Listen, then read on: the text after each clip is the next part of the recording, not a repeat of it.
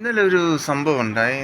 പാളയത്ത് അവിടുത്തെ ക്ഷേത്രത്തിൽ അന്നദാനം കൊടുത്തോണ്ടിരിക്കുകയായിരുന്നു. അപ്പോൾ അവിടെ ഒരു സാധാരണ ഒരാൾ കഴിക്കുകയായിരുന്നു. അയാളുടെ വേഷമൊക്കെ ഇച്ചിരി മുഴോട് മുഷിഞ്ഞ് കുളിച്ചിട്ട് കുറേ കാലമായി. കണ്ടാലും നോർമൽ അല്ലാത്ത ആളാണെന്നേ തോന്നത്തുള്ളൂ. അങ്ങനത്തെ ഒരാളാണ്.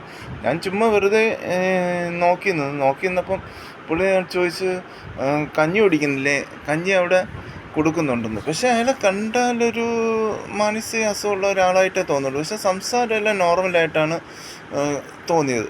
അത് കഴിഞ്ഞ ശേഷം വേറെ ആരും എന്തോ ചോദിച്ചപ്പം അയാൾ എൻ്റെ അടുത്ത് പറഞ്ഞു, എന്നെ ചിലപ്പോൾ അറിയുന്ന ആളായിരിക്കും എന്ന് പറഞ്ഞു. പക്ഷേ ആ സംസാരത്തിൻ്റെ ഒരു രീതിയും ഇതെല്ലാം വെച്ചിട്ട് എനിക്ക് പെർഫെക്റ്റായിട്ട് നോർമലായിട്ടാണ് തോന്നിയത്. നിങ്ങൾ എപ്പോഴെങ്കിലും ആരെങ്കിലും അതുവഴി പോവുകയാണെങ്കിൽ ഈ പുള്ളിക്കാരനെ കാണുകയാണെങ്കിൽ ഒന്ന് വെറുതെ സംസാരം എന്തെങ്കിലുമൊക്കെ ശ്രദ്ധിച്ചാൽ മതി.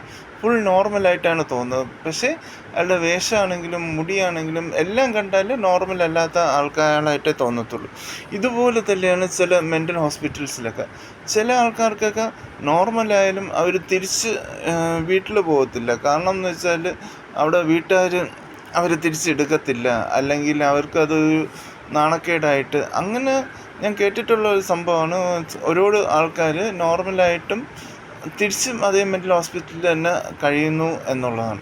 സാധാരണ ഒരു പനി അല്ലെങ്കിൽ ഒരു ജലദോഷം അല്ലെങ്കിൽ എന്തെങ്കിലും ഒരു അസുഖം അതുപോലെ ചില സമയത്ത് വരുന്നതാണ് ഒരു മെൻ്റൽ ആയിട്ടൊരു ഇംബാലൻസ്.